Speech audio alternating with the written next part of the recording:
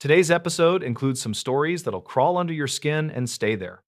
But before we get started, if you're a fan of the strange, dark, and mysterious delivered in story format, then welcome, because that's all we do and we upload every day. So if that's something you're into, please volunteer to walk the like button's dog. Then, halfway through, just drop the leash and whisper, "You're free now." Before we begin, tell me, where are you listening from and what time is it there? Also, subscribe and turn on all notifications so you don't miss our daily uploads. Okay, let's begin. She answered the wrong knock at midnight. In the winter of 2018, the town of Bethel, Maine wore its silence like armor. Tuesday night, late January. New snow laid out in neat ribs along every curb where the plows had already passed. Porch lights glowed the color of weak tea. From the river came a long inhale that never quite exhaled. Inside a narrow blue house on Vernon Street, a lamp threw a warm circle across a kitchen table. A single watch ticked on a hook by the pantry, steady, polite, unhurried. The owner, Corinne Moreau, stood in wool socks, rinsing the last coffee cup from the adult class she taught on keeping family histories. It was the kind of work that lets a person listen more than talk, and she loved it for that. Her red knit cap sat low, her cheeks were still wind bright from the walk home. A heavy parka steamed on a folding chair. On the back step, a milk crate of sand and a shovel, small rituals for a long season. Around midnight, the blue house settled one tiny creak, a reminder that wood remembers weather. Somewhere, far off, a train laid down two thin notes. Corinne turned off the sink, reached for the lamp chain, and then it happened. 3 knuckles touched the front door. Not a pound, not frantic. 3 light, even taps, the kind you give a house when you believe it's already awake. Corinne blinked. Midnight visitors belonged to July porches and borrowed sugar, not a January freeze where even the dogs had the good sense to stay in. She listened. The house leaned with her. 3 more taps, identically spaced, like a metronome living inside whoever stood outside. She took unhurried steps through the dining room, past a braided rug, a shelf of old mill photos, a jar of leftover fir boughs. She stopped 3 feet from the door. Bethel is the sort of town where you can identify a neighbor by the shape of their boot prints. She hadn't heard any prints come up the wooden stairs, but new snow swallows a lot of sins. She set a hand on the chain. "Yes?" she called level. "Who's there?" A pause long enough to count to 4. Then a soft, tired voice, young or simply worn out by the night. "Sorry, ma'am, I'm looking for the Deans. Wrong house, I think." The Deans lived 2 streets over near the school. Mustard clapboard, perennial porch light. Corinne pictured a face gone red with cold and embarrassment. She kept the chain engaged, turned the deadbolt, and cracked the door an inch, then 2. Cold came in like a hand. No one stood there. In the pale coin of her porch light, empty boards, black wet seams where snow was melting on the rail, the faint hiss of flakes falling without wind. The street lay smooth and unwalked, a quilt. She lifted her eyes. Nothing moved. "Hello," she said. "I heard you. I can help you find the Deans." Silence. Something in her, something practical and sharp, disliked the game. She shortened the chain 1 link and eased the door shut. 3 more taps. Not at the door, at the living room window. Light, quick, like a sparrow asking to be let in. Corinne pivoted, left the front door on its chain, crossed to the dark window, and clicked on the lamp. In the glass, she saw her own reflection, cap low, mouth set. Outside, a blank yard, lilac bushes and white shoulders, no prints pushing toward the house. Behind her, the chain made a tiny metallic sigh as if the door had settled. Corinne wasn't a fearful woman, she was a list maker. Lists fix chaos. If there's a problem in Bethel, somebody has a phone number for it. She reached for her mobile, found it under a magazine, and let the screen light her cheek. She considered reasons. A teen dare, a drunk apology, a stranger embarrassed to need help. She flipped the light to flashlight and went back to the door to test the chain. On the second link, the metal popped a bright, tiny snap, a necklace breaking. The door opened another inch, not because she pulled, but because the swollen jam had been waiting for permission. Colder air slid inside. The porch looked like static.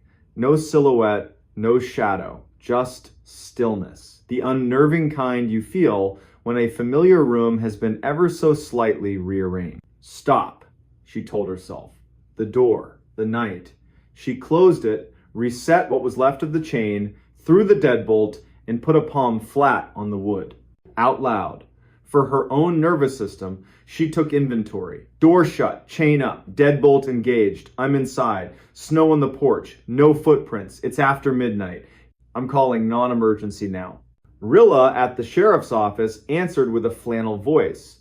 Corinne summarized, 3 knocks, wrong name, empty porch, window taps. Rilla took the address, promised a deputy after helping a stranded car on Greenwood Road, and asked if Corinne was alone. Yes.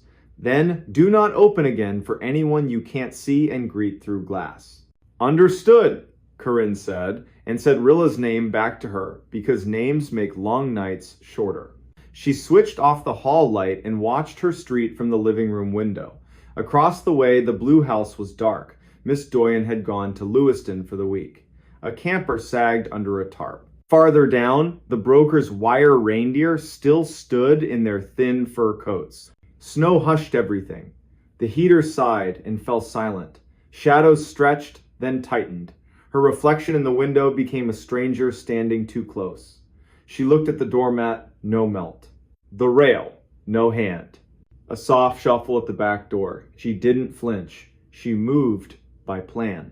The back door had a small square of frosted glass. Anyone became a blur behind it. Corinne set her fingertips on the wood. Deputy? She called, letting the word do some work. If that's you, please speak. The shuffle paused, then nudged left, where the sand crate Saturday. Plastic tapped softly, like a toe on a toy. Fox? Curious neighbor? Someone deciding whether to be decent? A thin snake of cold slid under the gap and wrapped her ankles. She saw herself, from above, a woman in wool socks coaxing her house into staying brave. Please, a voice said, but not from outside, from the dark phone in her hand, a live line hollowness. Please, can you help me? Wrong house. Wrong number. I have the wrong number. She woke the screen. No incoming call, only her outgoing to the sheriff. She set the phone on the counter like it was an egg she didn't want to crack and realized her mouth had gone dry. A glass of water steadied her hands. Her teeth clicked the rim. Small, human, ordinary. The back door knocked again. Not gentle now. 3 careful, even raps with weight behind them. The doorknob twitched, tested, stopped. Headlights washed Vernon Street with white bars. A cruiser idled. A brown-jacketed shape stepped into her porch light and raised a hand. Corinne's whole body let go. Deputy K. Bourdain, tired, decent, stood in snow-dusted eyebrows and a hat that had seen winters before this one. Evening, ma'am. You called about a knock? She told it straight. The taps. The wrong name. The empty porch. The window. The back door. The voice on a silent phone. He didn't smirk. He did the quiet arithmetic of a person paid to stand between strangers and the night. He asked to walk the perimeter. She waved him on. His beam skimmed low, the way you do when you care about tracks more than drama, he murmured to his radio. When he came back, cuffs whitened. He shook his head once. Not a print, he said. Doormat stone cold. New powder should have told on anyone coming up your steps. If they were here, they were careful or weightless. It read like a joke, it didn't feel like one. He thumbed the snap chain like a jeweler. Old metal. January is mean to things that work hard. He left a card. If it happens again, call, don't open. Even if it says my name, if it knows my name, call twice. He drove off with the small promises that keep small towns upright. Corinne reset the door, stood by the window until the glass grew warm under the lamp, placed the broken link on the table, and said the deputy's name out loud. Kellen Bourdain. The pantry watch ticked once in agreement. Sleep didn't come. She didn't insist. She dozed, sitting up in her grandmother's chair, to the heater's patient cycle and the sibilant peace of falling snow. Morning arrived honest. Plows took back the street with orange mouths. Coffee turned the world 1 degree kinder. Corinne ordered a new chain and deadbolt. The hardware owner offered to drop them by just to have something to do. By lunch, the bright brass was installed and the house breathed easier. By late morning, she'd nearly filed the whole thing under odd but survivable. She phoned the dean's no midnight wanderer. She checked on Mr. Bix, his porch light would stay on. The librarian, honor Bly friend, former student stopped by with a scarf over her mouth. Rilla says your house tried on a ghost.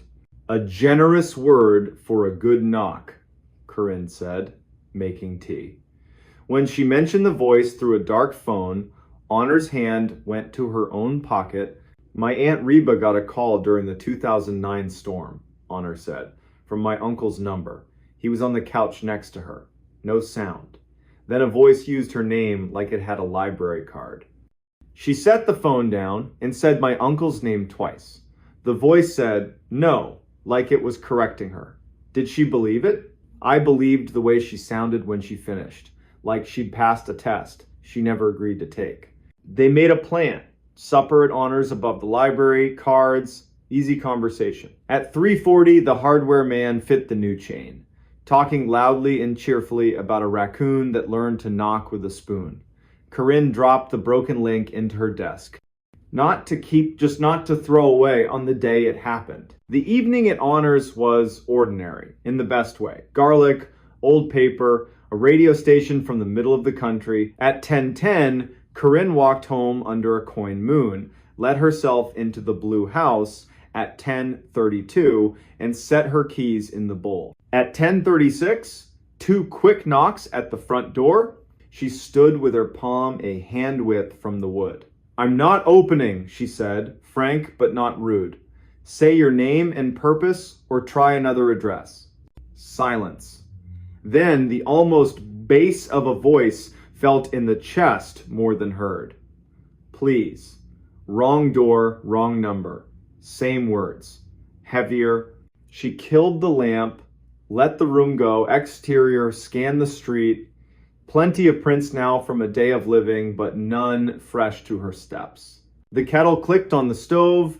The ordinary arrived right on time. She poured tea, decided her mouth would speak only on purpose. At 11:03, 3 polite knocks at the back door. She dialed non-emergency again. This time Kent answered voice like sand. A car was close.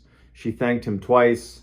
She braced her feet, let her body remember its own width. Watched the frost square turn the dark to lace. The knob didn't move. Deputy Bourdain returned, eyebrows full of starlight. We're going to pretend I came because I missed your lamp, he said. They walked the lot lines. His light wrote arcs on snow. They listened to soil with their hands. He left another card and one practical instruction. If she left town, tell him. He'd swing by. Saturday passed. Sunday brought distant bells and a walk for oranges. Monday pulled bright curtains, then closed them early. No knocks. Corinne's shoulders dropped. Tea tasted like kept promises.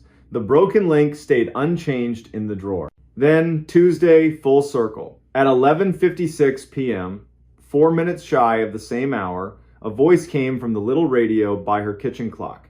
It was unplugged. It said her name quietly and asked if she was there. Her throat chose its loyalties. She approached, didn't touch, listened to the way vowels met consonants, stepped back, and said, like iron, that the county had rules for midnight and she was old enough to follow them. It tried other doors. The living room vent pinged her name as the heat came on. The phone rang with no number. The dead doorbell found its resurrection. Each time the voice asked for a person, not a favor. It tried town names like Keys, Miss Doyon, Mr. Bix, Honor, Rilla. It even tried Kellen Bourdain, as if it had learned the card in her hand. She smiled despite herself. Deputy, she corrected the air. Not tonight. She let the tea go cold. She laid no hand on any handle. She apologized for nothing, not even her stubbornness. At 3 minutes past midnight, she felt it lose interest. The house exhaled. The radio remembered it was a radio. Air moved room to room with nothing to ask. Corinne set the kettle once more, carried a mug to the window, and stood until her reflection looked like a person whose name had been kept safe.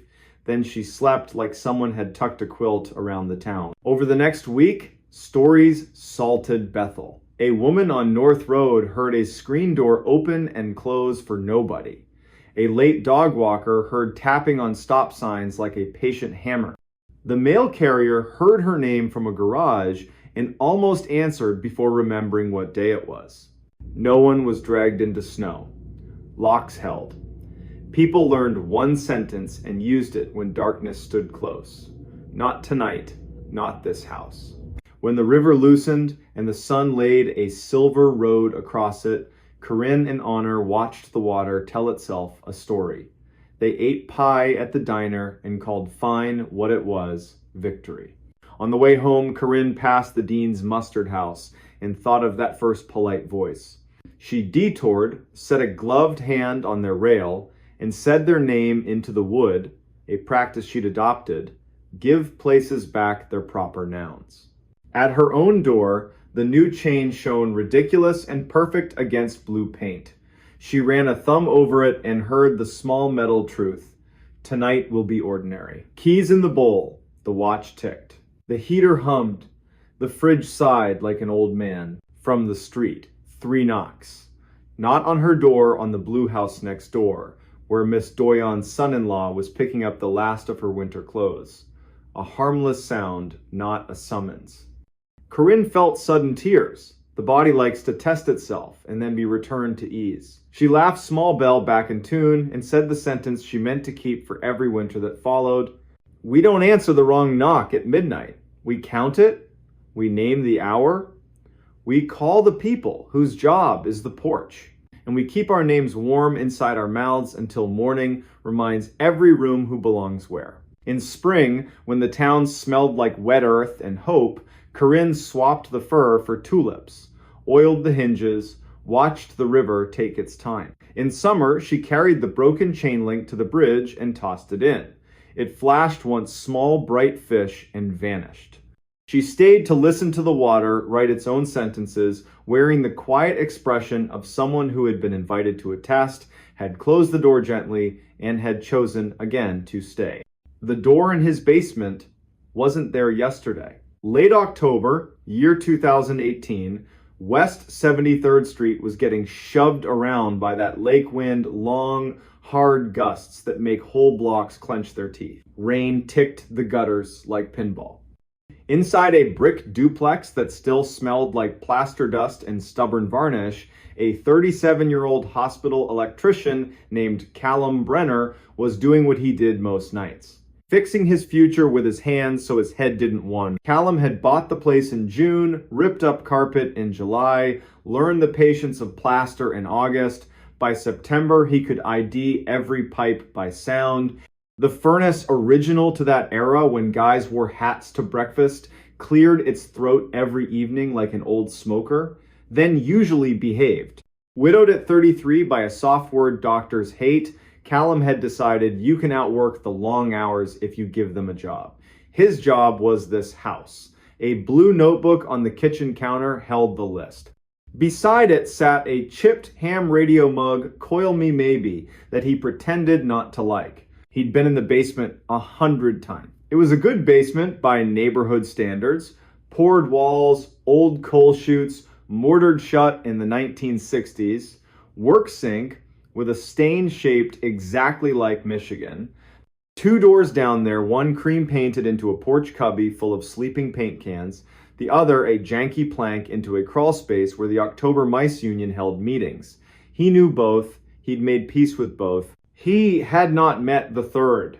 At 21:42, after losing an argument with a breaker and eating dinner like a raccoon at the counter, he headed down to relight the pilot. He liked that moment, the polite click, The soft womp winter delayed by a thumb. He rounded the stair, set his phone on a joist for light, looked up, and stopped, like someone was dimming him instead of flipping him off. There was a door in the west wall. Not a door he must have missed. Not boxes stacked weird. He'd scrubbed that concrete in August with vinegar and a bad attitude. It had been wall. Now, it was a door, same in different cream as the other trim mortise latch, casing with the exact roller lint pimples from some distracted owner 3 tenants back. A strip of blue tape was slapped across the brass like a utility tag. It even crunched under his knuckle when he knocked neither hollow nor solid. A hotel of a sound, Callum said it out loud. Because good rooms appreciate honesty. That was not there yesterday. The furnace clicked, caught, and steadied as if proposing a trade. You let me keep one mystery, I'll give you heat. He stared at the tape.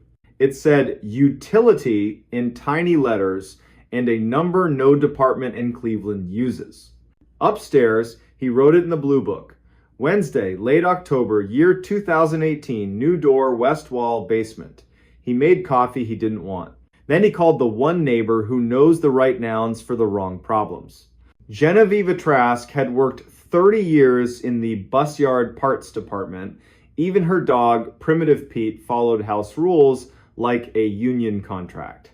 She'd been on West 73rd since the streetlights still rang like bells when they got swapped to sodium. Callum asked if she'd come tell him whether he'd just lost a fight with his eyes. My pleasure, she said, like someone who's risen for worse. They went down. Jen stood, silent, 10 seconds flat. Then, measuring flour careful. That was not there yesterday. Primitive Pete sat, lifted a paw, set it down. The blue tape didn't peel when Jen tested it. The brass under it was guilty clean, like it had been avoiding hands for months. She put her ear to the wood, jaw loose like a piano tuner. The worst kind of quiet, she said at last. Not a human, not a machine. Something that learned to be polite, living next to both. They left it shut, played a hand of gin upstairs. Jen insisted on losing gracefully. Callum walked her to the gate, watched Pete joy inventory the night, and because tongues check, bad teeth went down for one more look. The thing stayed a thing. In the morning, he called the utility mark line, contract inspections. They'd swing by Thursday unless the wind ate their schedule, and Otho Dwyer night maintenance at the hospital. Collector of left-handed screwdrivers, saint of simple machines. Otho showed at 1910 carrying a case that looked like it should say violin and didn't. Scope camera. He slid the head between casing and wall. The screen coughed up gray concrete, then darkness with the smoothness of air and the meanness of a throat. Some jokes take too much setup, Otho murmured, brushing the tape with the back of a finger. Tastes like municipal lie. They didn't open it. Otho poured exactly one finger of rye and told the story of an elevator that grew a sense of humor in a humorless building. He left the scope. Callum slept on the sofa because the living room had windows and the basement didn't. He dreamed of blue tape, a polite click, and a nurse's voice saying, "Not yet." Thursday, 14/27. Voicemail from inspections diverted to a sinkhole at Denison. Second voicemail from an unknown number, just silence that didn't know how to hold its breath. Then a whisper from very far down a hall, "Don't come down while the light is wrong." He went home anyway. Top of the stairs, he made the announcement men only make to empty rooms. If you're human, show me your shoes. If you're not, invitation rescinded. The furnace behaved. The sump pump cleared its throat. He set a carpenter's lamp on the floor to make a small, honest city of light, and with a stub of chalk, he drew a line along the bottom of the door. If you can't make sense, you can measure. He knocked once. The sound came back too soft. He pressed his palm to the panel, neither warm nor cold. It felt like skin in a room that doesn't want you to cry. "I don't believe in you enough to be afraid," he said, on purpose lying. Houses respect effort. He turned to leave. On the far side, something trailed a fingertip down the wood from above the latch to below it, very slow, like it was teaching itself grain. He didn't move. The chalk line held. He said his wife's name once, softly, a key to a true door. Friday, 21:15, he and Jen stood there again. Primitive Pete approved the dryer. The tape had a new diagonal crease, like a latch lifted, then politely reset. Jen hovered her hand over it like a candle. "You are not the first house on this block to breathe into the wrong room," she said. In 2006, during the epic flood, the city dug out the storm line in the alley and found an old brick run, Prohibition beer, and better stories. They sealed what they could see. They did not seal what refused to admit wanting sealing. "That's where the undertalk lives," she said. "Not your house's fault it learned the language. Not yours for hearing it. We lean a chair and don't make introductions." "Be here at 10 with coffee and a man who likes rules," Callum said. She brought the sheriff. Sheriff Whitaker looked like he still hauled hay for friends. Face built for learning the same story from both sides and deciding where mercy fits. He listened to Callum, to Gen, to Pete, who sneezed once, officially endorsing the facts. Whitaker pressed his ear to the panel. "Knocked a pattern. 2 slow, pause. 2 no one uses unless they suspect a test." The door answered 1 slow, 3 quick like it understood and preferred to show off. "We're going to treat this like a person who talks too much and too sweet to a child," Whitaker said. No drama. "We don't answer. We call boring people with rope courtesy over magic." At 10:50, Building Inspector Ninette Polk arrived, clipboard, caution tape, and 2 public works guys who dig with shovels and silent. She measured, tapped the concrete with a screwdriver, jaw loose, head cocked. "Double wall," she said. "Face wall. Behind it, not wall. Behind that, not our business yet. The plan, open the outside from the alley, look at it like breakfast. If breakfast looks like sin, you eat elsewhere." By noon, the alley had a careful hole. Brick, then more brick, then a slump of coal pretending it wasn't old. Ninette rolled her light into the throat beam, sliding along clay to a small cleared space. A tin cup, a folded blanket whose corners remembered hands, a stone pile with soot above it, a fire where fire made no sense. "We've had squatters," she said. "We've had people who didn't choose to be squatters, and we've had tunnels that confuse maps. This is a little of everything." Whitaker braced a gloved hand on the edge, leaned without betting his weight on anything foolish. "At dusk we come with 2 more bodies and a rope round my waist. We stand in your west room and say hello in a voice that can't hurt anyone." He took his pen and signed the blue tape, 10:16 on a Saturday. No underline, no smiley. Dusk. The wind inhaled and held. 3 across at the bottom of the stairs. The house delivered 1 timid knock, then, like it decided it needed a new tactic, went silent. Whitaker tied his rope to an old ceiling ring, laundry duty in another life, double knotted. He laid his palm on the tape, talked to the house like a dog flirting with a bad idea. "We are not setting our tongues on this latch tonight." They moved the chair, lifted the latch without breaking the tape. The door opened a finger's width on its own resistance. Air came through at the temperature of old apology, coal, and long rain. His shoulder light showed a low brick run, 4 courses high, then a gap all along the top like the mason knew better and got paid by a man who didn't.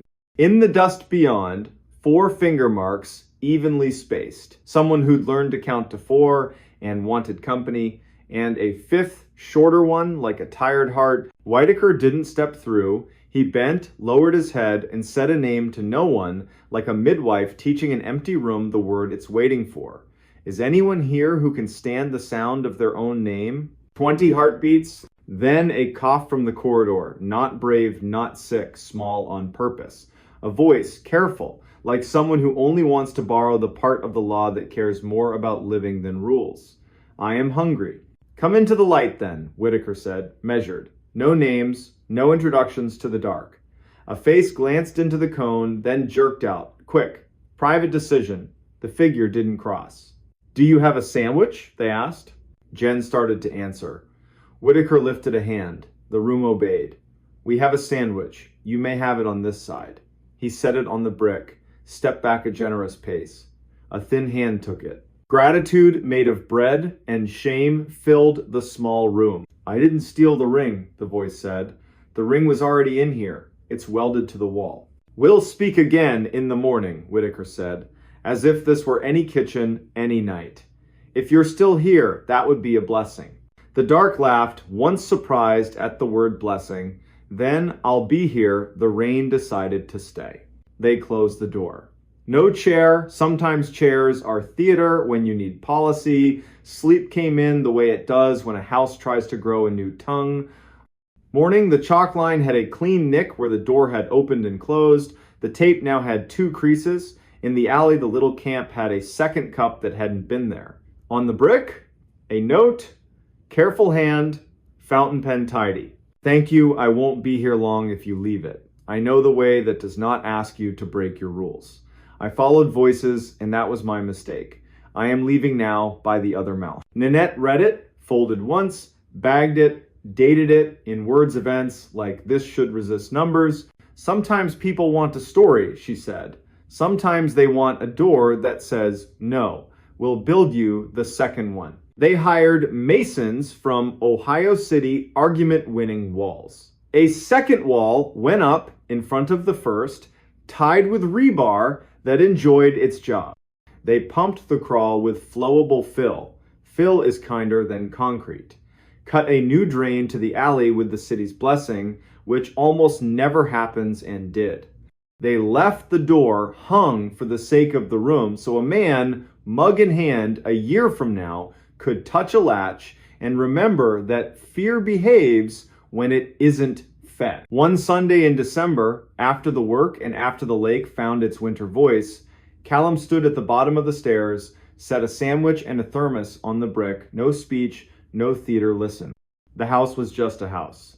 "You don't get to grow a new door without telling me first," he said, mostly to make the air file the sentence somewhere. Winter settled.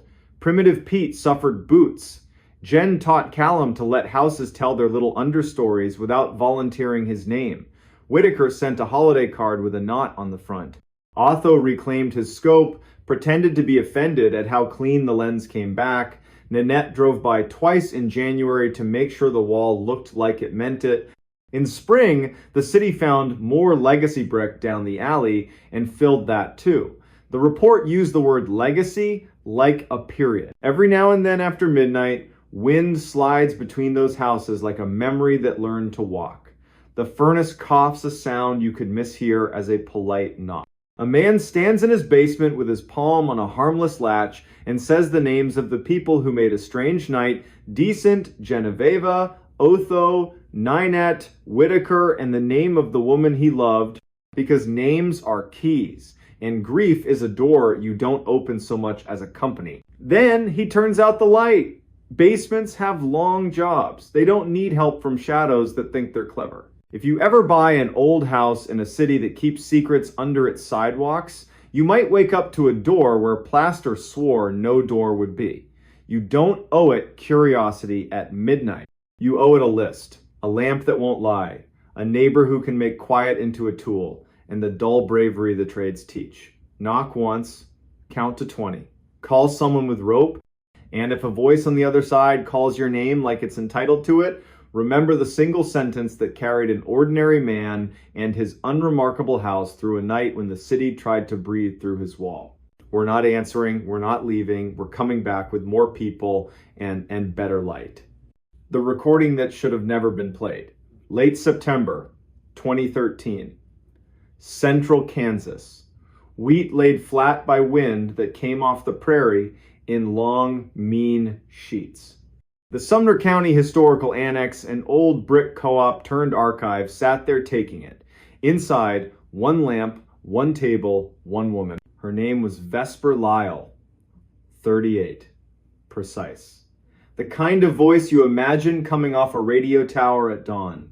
Archivist on paper, stubborn caretaker in practice. That night she stayed late because the road crew dumped a pallet of boxes from a foreclosed farmhouse north of Caldwell. Ledger books, seed catalogs, Polaroids gone to ghosts. Then the fourth box, Wrapped in a green bath towel, gone gray at the edges, a shoebox cassette recorder, handle cracked, church label on the underside, bruised purple from age. Someone had written a name in laundry marker, then crossed it out. Beneath it, a new line in neat hand, East Meridian Baptist, choir room, do not circulate. Vesper did what good archivists do, carded it, numbered it, turned her lamp so the warm circle held the machine like a stage. And then the wind rattled the front door, lightning blew out the entry glass. She reached for the switch, turned, and froze. The play button was down.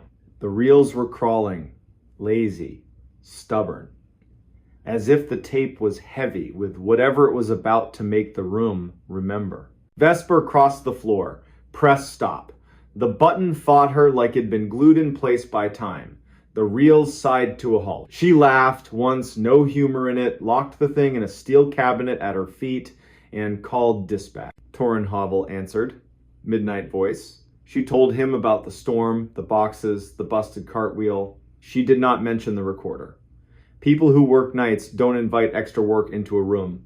At 7:58 p.m., the rain came sideways, overheads dipped, then died. Her lamp fizzled off. The building went aquarium dim under the exit signs. She pulled the flashlight, swung the beam to the cabinet. The door was open. Inside, the play button was down again, the spools moving, barely. A hiss rose, grain by grain. Then the human room hum like heat caught on ribbon decades ago. A woman cleared her throat. Trained voice, hymnal vowels. The room she was in back then held her like warm wood. If you have found this and you are not me, please stop, the woman said. Calm, terribly calm. This is not for you. This is for my own coward heart, to replay until I change. Vesper did not move. Rain hammered, then softened. The voice kept going. My name is Vion Hargris, East Meridian. Thursday evening, late 2003. After choir, the hour when pews stop pretending and exhale. I put this recorder on the piano because I cannot trust myself with eyes. I'm going to say what I have not said. Then I'm going to the parsonage to hang my shame on the doorknob like a wet scarf. I will knock. I will be who I am without apology. I will ask for mercy like it's not a crime in a town this small. A chair creaked. Somewhere inside Vesper's chest, something old sat up and listened. A second voice joined. A man, lower than gossip, higher than thunder. The sound of someone trying not to be heard through a door. Vion. In the way he said her name lived a whole book. I know, she answered. We are not alone. The tape caught a door. A breath of hallway. A new voice, young, not little, leaned into the recorder. Hello, Dax, the man said. What are you doing here? My mother forgot her purse, the kid said. She's in the car, trying not to be angry with you. That sentence weighed more than the storm outside. Vesper thumbed, stop. The button sank a fraction and bounced back. The reels didn't care. They turned. You can take it, Vion told the kid, her kindness like a practiced skill. Second window. Tell your mother I'll drive behind you. Tell her I will come talk. Not long, in a way that matters. Footsteps leaving. Door. Wind gone. The room settling. This is foolish, the man said. His voice dropped half a tone. It's not our job to make the town new. It's our job to keep it from tearing itself apart. It's our job to be honest, she said. Every consonant a lit match. If the choir can sing the truth 3 nights a month, we can do it once. Lightning hit so close the annex shook. The beam hiccuped, the tape thinned, battery dying, and then out of that wobble, one more word. Please. Vesper pressed stop hard. The machine obeyed. The building exhaled. She locked the cabinet and wrote herself a note in block letters. Do not play again. Call Reverend Ardell in the morning. Ask about East Meridian 2003 choir. She tucked it under her thermos lid. swept the flashlight once across the blind faces of 100 yearbooks, missed the cabinet easing open, missed the tired spring choosing itself in the dark. Morning. Sky scrubbed clean. East Meridian Baptist was the color of unsalted crackers. The door was unlocked. Of course it was. Inside, it smelled like old wood, vacuum belts, and a sweetness she couldn't place until she saw 3 chrysanthemums in 3 vases, each like an apology for being bought late in the season. A woman in a blue sweater crossed the aisle with bulletins in both hands. Maria. Short hair you wear after an illness and back. She already knew Vesper's name Reverend Ardell had called, and she already knew the question. Vion Hargress, she said, settling Vesper into a pew. Contralto, you could build a roof on. That year, cut this town open. She helped truth into songs. Truth into Tupperware on your porch. When it wouldn't fit a hymn, she died in the spring. Not all things wait for permission. And the man? Vesper asked, hating herself a little. He left, Maria said softly. That week. Sends coat money at Christmas. Signs from far away. The mother with the purse forgave him once on Maine, and he flinched like she'd thrown a stone. What can a tape do that memory hasn't already done? Vesper thanked her. 2 sleeves touched for a second like a pact between strangers.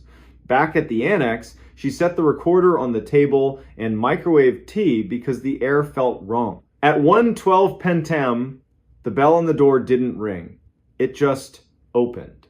Tall man, Kansas State cap, jacket with 3 past lives. He moved like someone listening for a fire alarm only he could hear.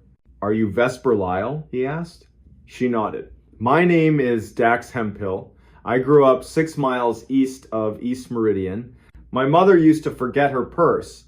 When she was tired of forgiving people, it gave her a reason to go back and be kind again. I think you have something that once listened to me when I was a boy. How did you know? Vesper asked. I woke at 3, he said. Clock doing that slow blink. Room smelled like hymnals. Heard my name the way it sounded before my voice changed. I don't own a tape player. Something spooled anyway. I remembered a night when a woman's kindness saved a man's job and a boy's faith. That kind of memory doesn't come back unless it's been invited. I think you invited it. She made him tea because that's what slows air. Told him about the recorder, the way it wouldn't stop, the please. He nodded like it fit a sore place he thought he'd hidden. Asked to hear it. She said, no, do not circulate, was written on the object itself, and archivists respect talismans. He asked again, but didn't move closer. The kind of stubborn she trusted. I don't want to hear me, he said. I want to hear her. The breath before she speaks. I want to remember what decency sounds like under bad lighting. Vesper turned the brass key. Lifted the machine with both hands. Wrote a sticky note in plain sight. Hargress permission pending.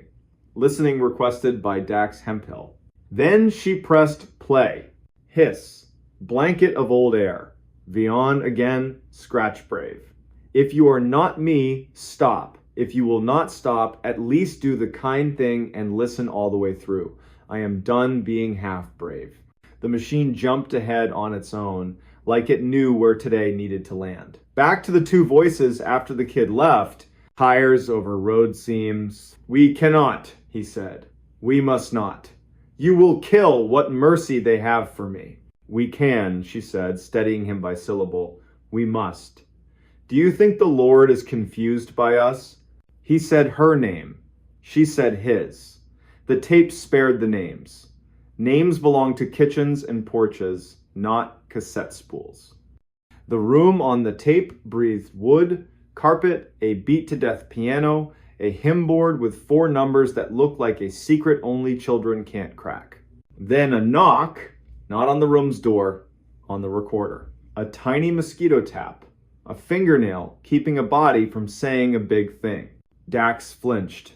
Vesper's eyes swept the annex.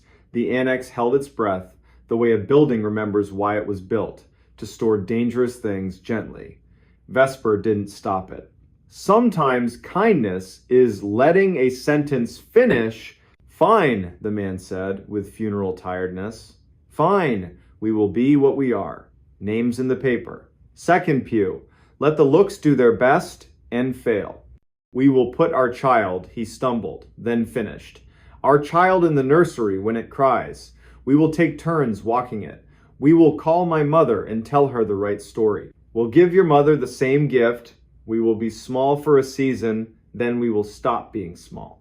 The piano wood made a sound like grain turning to meet a new angle of attention. A hand set down. Someone breathed, "Oh." Static braided tight. Speed slid the way old tape does when a gear hesitates. Vion came back one last time, urgent. If you are me, do not be a coward. If you are not me, do not make this a fable and sell it to yourself. This is not a ghost story. This is how to live. Click. Silence put its palms on everything. Shelves redrew their edges. Pencils remembered their jobs. Outside, the storm was now just damp behind the clouds. Dax covered his face with both hands. Vesper looked at the machine and thought of cellar jars with masking tape dates opened when the garden forgets its name. She hammered stop until stop decided to be true. Then came the work. Permission to request. A call to a woman 3 counties over who still carried the Hargress name and who, when she heard, said she had been waiting for that tape the way Valley people wait for apricots in June. Restrict access. Update the finding aid. Replace the sticky with a letter. And for 1 minute, they let the room have them. Archivist and stranger. Woman and man. 2 people sitting still, while an old backbone straightened inside a machine. Word got out anyway. It always does. Pickups. Break rooms. Space heaters. The story got wrong fast. A curse. A warning. A revival. They said it was a tornado siren played backward. They said if you listened at midnight, you'd hear your name the way only your grandmother said it. They said the recorder had no batteries and played all night. None of that was true. The truth was smaller, harder. The recorder played when lonely people stood too close and forgot to tell themselves the truth in time. In November, Torin at dispatch heard his name, clean as winter, from the shelf with the lost and found bin. He stood up, said his name back out loud, into a room where another human could hear him, and the sound left the way regret leaves after 2 beers and a nap. He called Vesper. She told him to throw a towel over it, like you darken a bird cage when the bird thinks it's dawn. Reverend Nardell came at 2 on a weekday, when Sun made long rugs on the annex floor. He asked to listen, cried without apology. Told Vesper he hadn't known back then how to keep rooms safe and people brave, and that the 2 were actually the same. He left a check for the leaky gutter. Memo line for roof. Nothing else.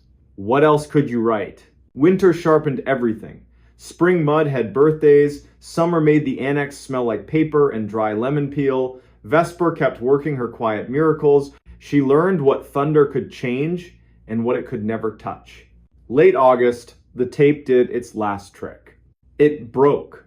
Vesper was there, Dax too. He'd started stopping by, fixing the bad wheel, changing the bulbs nobody's ladder liked, because sometimes people earn comfortable silence after the first hard thing gets said.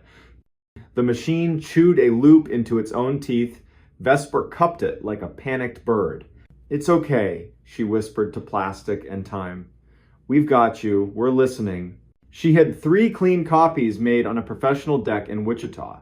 Masking labels, fire-safe box, permissions tucked like seed packets, on each in her sharp hand to be played with consent only. And under it, softer.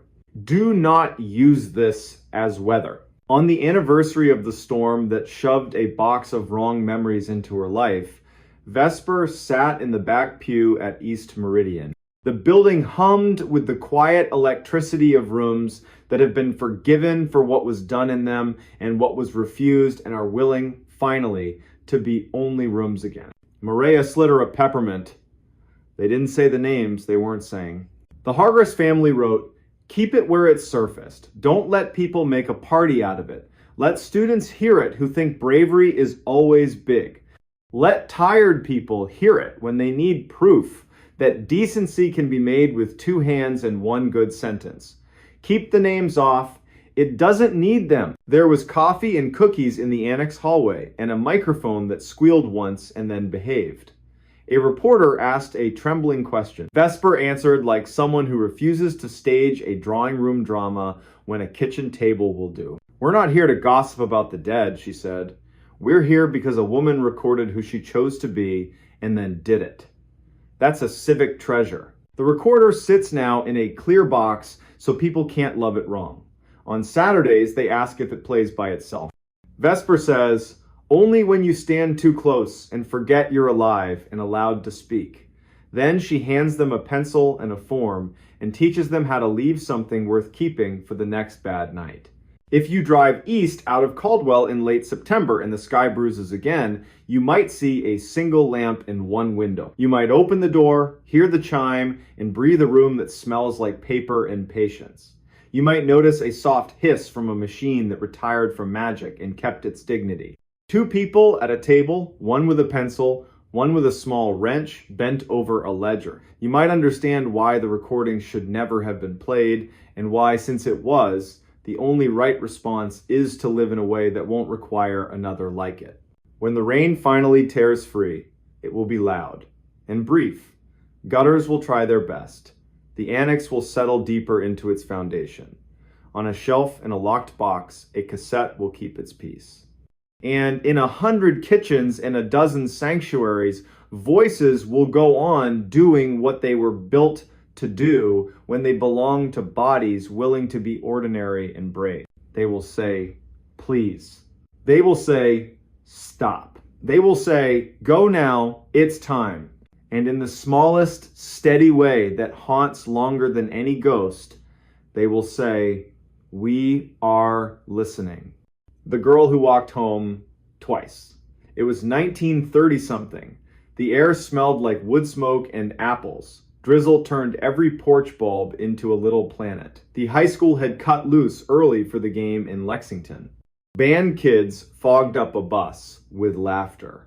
Tires hummed along the Maury. Ione, small like a willow, tough like one too, didn't go. She'd promised her mother Yara she'd be through the door by 2000, no later. The mountain shadow drags night down early in Rockbridge County. Everyone knows that. Pea coat from a thrift store, one button that didn't match, scarf a shade that couldn't pick a side between green and blue, hand knit by her aunt. Everyone knew Ione.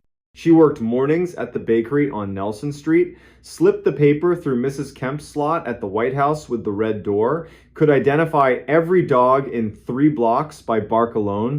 Her father, line cook, cereal kitchen quitter, had left in May. The kind of leaving that makes a clock too loud. Ione had sworn, with a 16-year-old's fatal sincerity, "I won't be that kind of gone." At 1940, she waved off her best friend Wren at the feed store corner and ducked into the drizzle, taking her usual 3-block shortcut, hardware store. Mr. Ancher, Petrie sweeping like he meant to sand the sidewalk down to Memory Post Office, that still smelled faintly of floor wax, then the alley behind the funeral home because, as Ione liked to say, the living cause more trouble than the dead in Rockbridge Hollow. 1952. A guy in a pickup easing off a steep driveway saw that indecisive scarf flash by. 2 fingers up from the wheel, small town salute. 1954, wind rattled corrugated tin on the vacant lot fence. 1956, misses. Kemp stretched her back, peered past a thin curtain, clocked a girl head down, hands in pockets, shoulders squared against the wet. 1958. Yara's porch light burned a little cone in the rain and turned drizzle into strings. 2000. The door did not open. By 2010, Yara was pacing the living room like she was housebreaking a nervous dog. Up slow, back slow. 2022, she called Wren. Surprise, then careful. Yes, they'd split by the feed store. Yes, Ione was fine. And there had been a man at the vending machine, Marine Corps cap, too new for the face wearing it. 2030. Deputy Rowan Deek knocked hat off, voice steady. He said the sentence every good town cop has to learn. Let us be wrong with you for 2 hours. They weren't wrong for 2 hours. They were wrong for 3 days. Night 1. Flashlights swept the seam from feed store to front stoop. Same bad gravel by the alley. Same puddle at the sycamore. Same warped funeral home step everyone knows to skip. Drizzle turned into mean rain. 0320. The band bus came back. Windows fogged a different way. Kids fell into waiting pickups. Mothers squinted through wipers. A boy named Ash told his dad by accident the worst sentence. I saw Ione behind the funeral home. She had her scarf. When? Just now. And when he turned to point, there was only rain. Saturday pooled in neighbors' kitchens, coffee, quiet, too many glances at the clock. Sunday, the county AR's net droned on the old repeaters. Negative contact. Monday morning, the school band played half a shade slower in the auditorium. The principal looked 10 years older when he lifted his head. At 16:20, that gray Monday, headlights smeared along Route 11. Mrs. Kemp phoned Yara. Yara ran. Mrs. Kemp, who hadn't run for anything since 1989, got there on ring 2, breathless and unpoetic. She is on your porch. Ione stood under the porch light, hair slicked flat, scarf dark with rain, coat buttoned wrong, hands in pockets, eyes bright in a way the sky hadn't earned. The bulb made a perfect oval on the boards, like the house had been waiting for its mark. She blinked once, slow, smiled, small and real. The exact smile she wore, setting a cinnamon bun on a plate like a promise. The sound Yara made porchwood still remembers it. Hands to her daughter's face. Sweetie, why did you make me wait? Ione stepped in like she'd only just noticed, wet as cold after 10 minutes.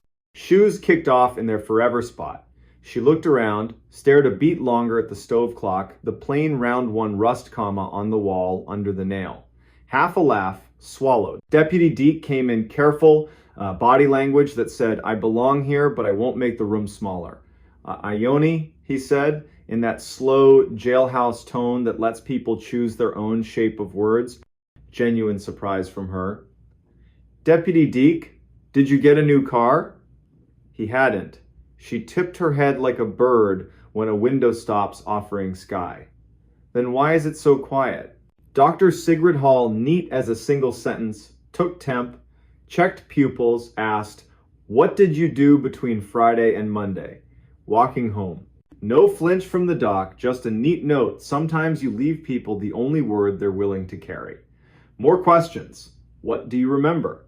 Gray dog by the Coopers. The sound at the pipe bridge. The man with the new hat. Then, like 3 rooms misstacked.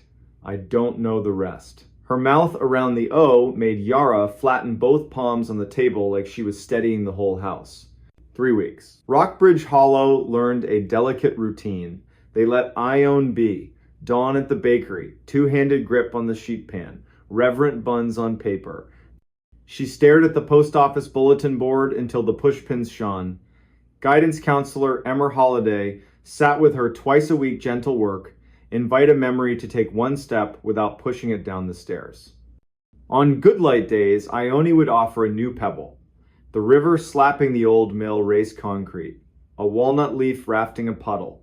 Someone saying her name like a question, and she not turning her head. December showed up in 1 unsentimental dump of snow and refused to leave.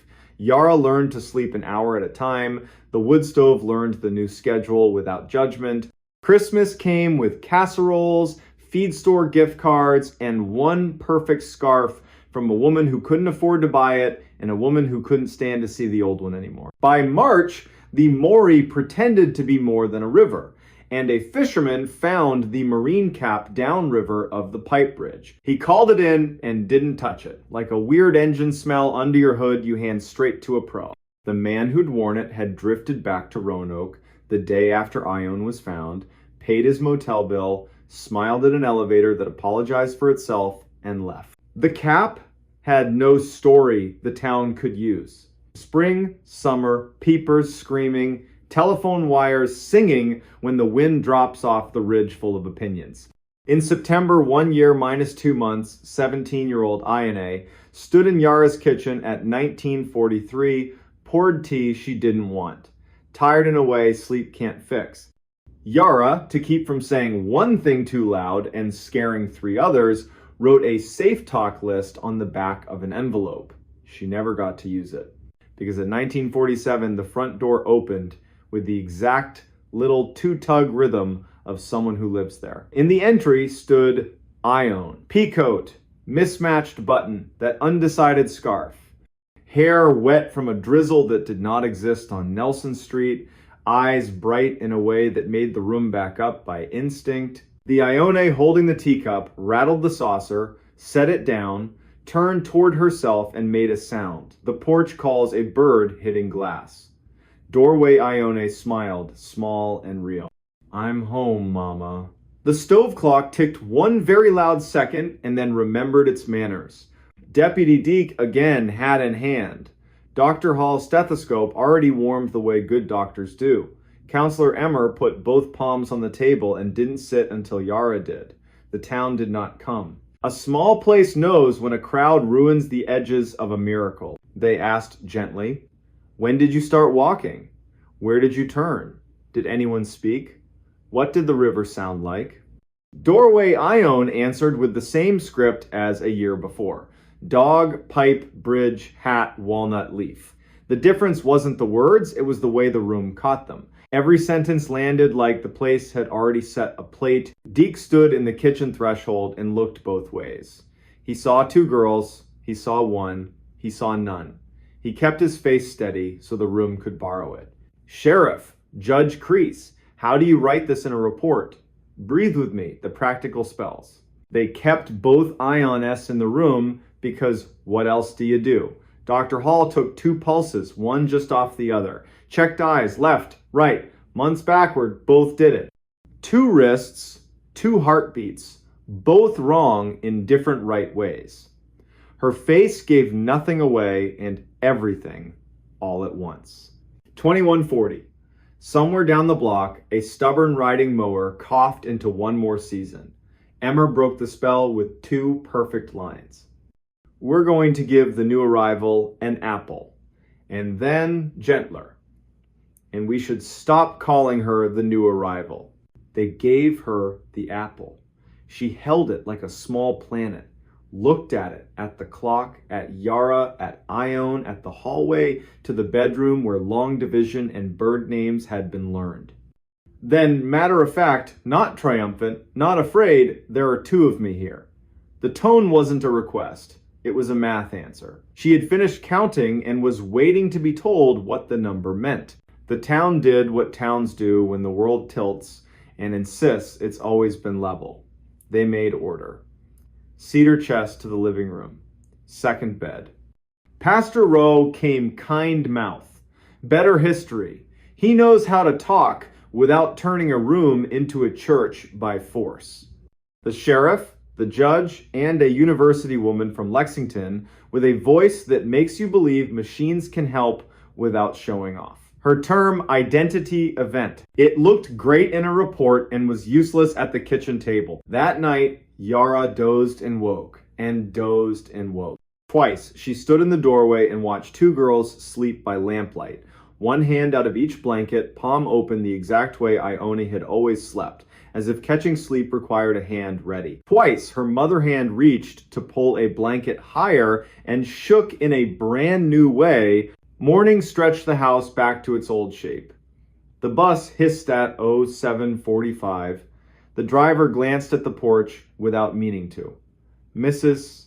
Kemp knocked once, left rolls, and a note with only the date she believes. Inked things are harder to argue with. The university woman returned, politely eager. Separate mic channel. Smell test, cinnamon, eyes closed. A metronome on the table whose pulse keeps time. She packed up at noon with good manners and eyes full of a curiosity that doesn't need oxygen. For a while, Rockbridge Hollow held. The girls washed dishes in a choreography that invented itself in 48 hours. Tea the same way. They walked the block at dusk together. They did not cut behind the funeral home. When they slept, their breathing went just out of phase, then remembered itself. Like two clocks learning, they didn't have to impress each other. Then the bill came due. Day 10. A pale circle under older Ion's left collarbone, coin-sized, cooler than the skin. Dr. Hall's smile stopped at her mouth. Her eyes kept the truth. Sketch on the chart, pictures keep you honest when words want to pose. Day 11. A match on newer Ion's right collarbone. Day 12. Two circles bloom, each wrist, opposite sides, opposite girls. Like a mirror taking inventory. By day 14, the girls had learned to move like two people carrying one big tray through a narrow door. Day 19, they'd invented a way to argue that didn't injure the room. Day 21, the circles resolved into a constellation the doctor couldn't name, and then, just as impolitely as they appeared, they faded. Not all at once, one by one, soft as a hand, smoothing a wrinkle back into weekday skin. Day 24. Dusk, the hour when Rockbridge problems either introduce themselves or forgive you for not noticing newer Ione stood on the porch, undecided scarf at her throat, and looked toward the feed store, the funeral home, and that walnut root that heaves the curb. I should walk, she said. Older Ione, very quiet. I'm tired of walking. Both were true.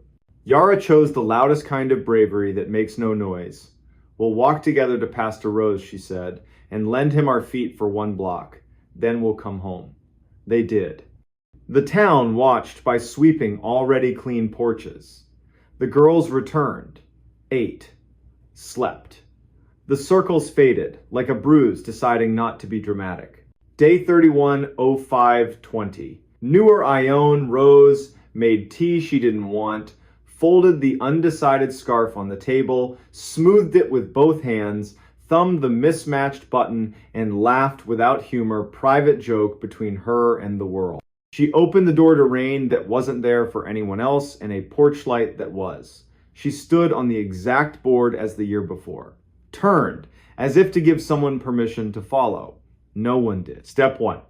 Step 2. By step 3, Yara was awake. A mother knows her child stares. Ione, she said, not church voice, house voice. The girl smiled. I am going home. She stepped into a drizzle only she could feel. The porch light held her one heartbeat too long. She walked 3 blocks, hands deep in pockets, cut behind the funeral home, past Mrs. Kemp's window. Mrs. Kemp stood to stretch and saw a girl head down through sheer curtain and did not lift it. She had learned a hard lesson once and refused to write a new one. 5:54, Yara's door opened again. Older Ione, the one who'd returned that impossible Monday in the year 2004, stood in the entry with her scarf in one hand and coat over the other arm, crying and not crying, joy and disaster braided. Mama! No words back. Some truths are for skin, not air. Yara crossed the room, palms on her girl's face, while the clock hung its seconds without comment. By noon, the rain that hadn't been real for anyone else gave the day back. Dr. Hall, efficient, kind, wrote 2 lines she'd never bother a medical board with. Their grammar wouldn't survive. Older Ione, warm, steady pulse, lesions fading, appetite back. Newer Ione gone.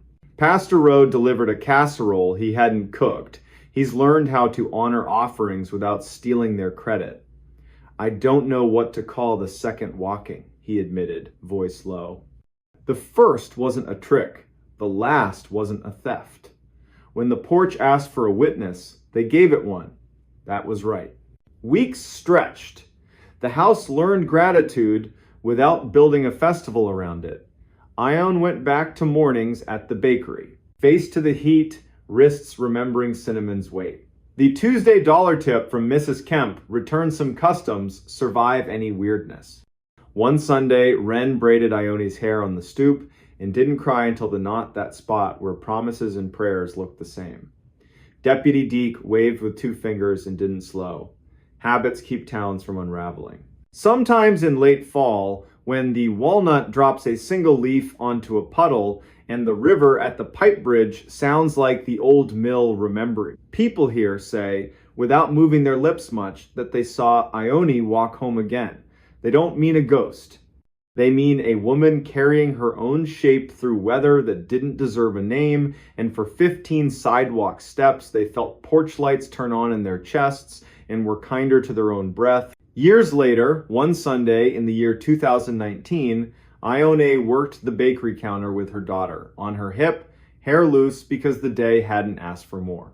A stranger out of state ordered a coffee and said it the way outsiders do. "Are you the girl who walked home twice?" Ione looked at him, then at her daughter, then at Nelson Street drawing its honest line toward the river.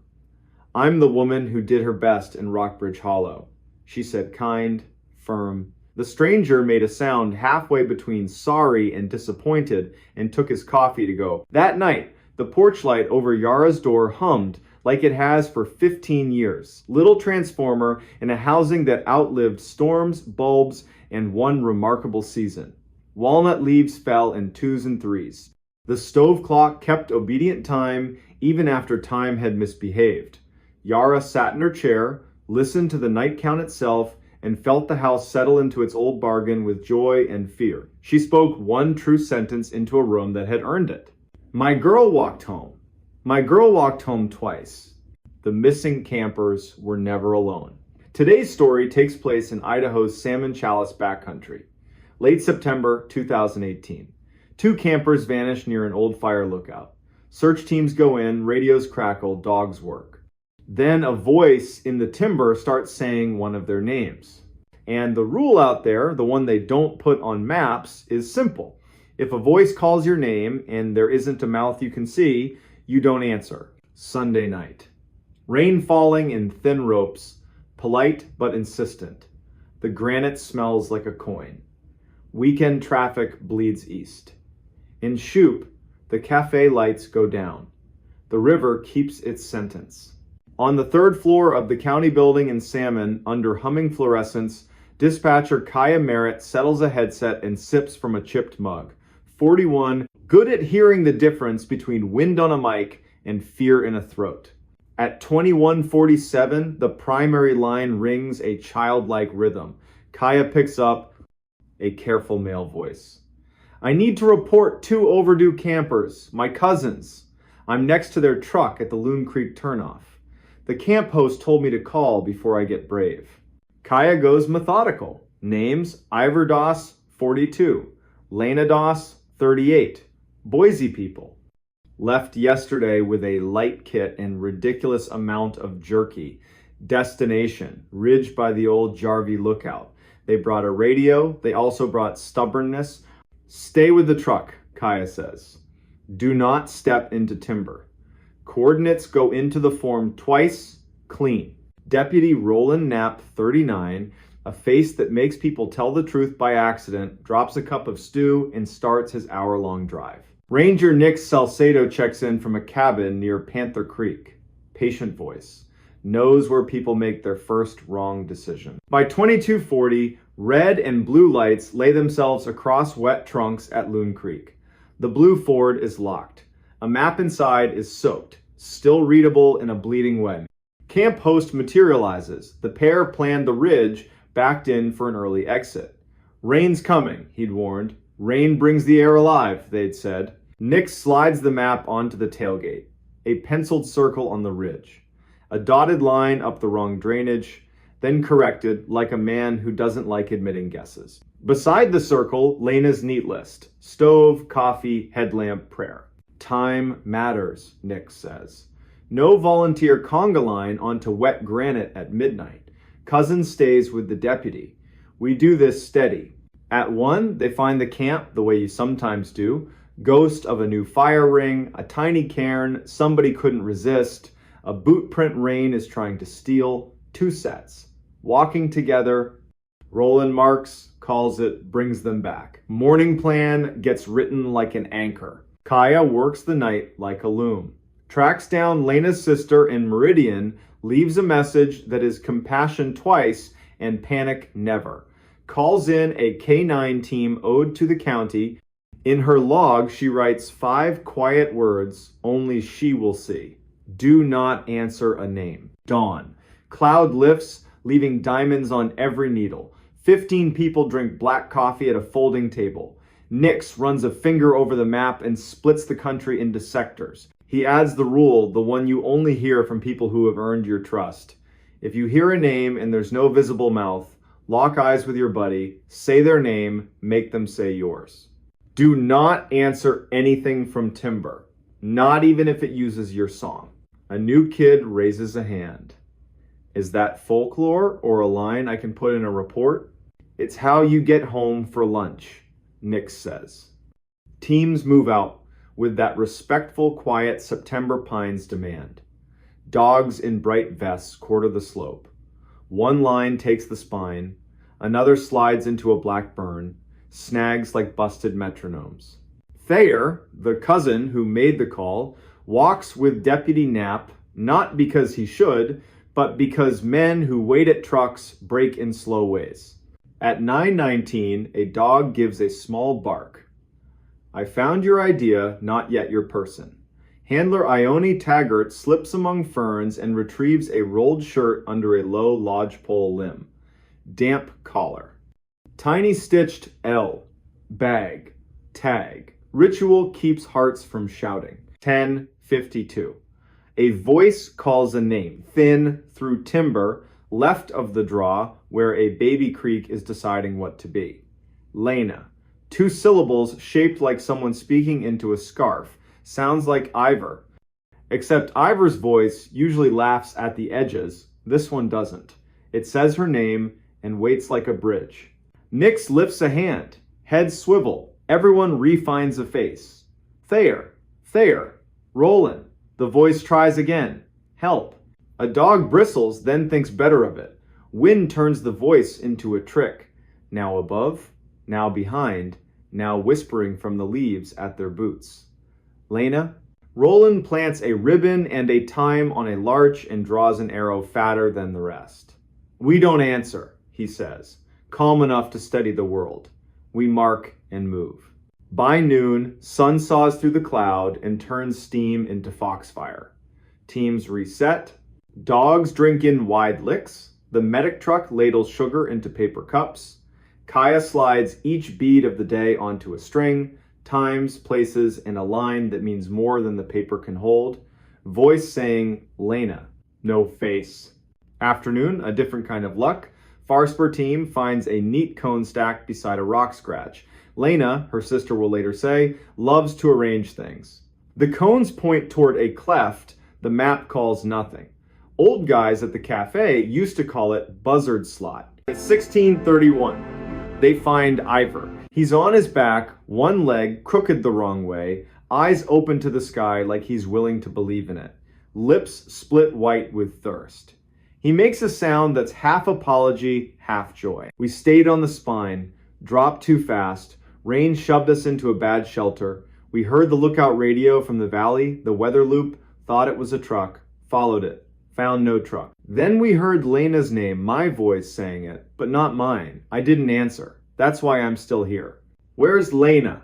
Nix asks from the edge of the circle. Went to water, said she'd follow a trail of tin cans and bad jokes back to me. Left a cone pile every 30 steps. Then the voice said my name, like her mouth. I said hers once, too soft for the trees to catch. After that, I held my tongue. She's been gone since just before sunup. 17:54. They find Lena. 10 minutes east, 2 pitches up, tucked into a granite room. One hand on a ledge like she meant to pull herself into another day, and paused here. Cold, not lost. Shy pulse. Hairline cut with the head's usual drama. Jerky pouch, empty. Pockets full of gravel, her attempt at a breadcrumb trail in a place that only Prince would stone. Wind keeps the helicopter on a leash, so they burrito the pair in foil, wool, and intention. Move them by patient inches. Dogs trot with tails up, doing what dogs were born to do. Ivor talks about coffee like a religion. Lena says river like a baptism. On the tailgate under a county floodlight, lines running into arms, Lena gets her question to work. The voice, she tells Nix, it said his name.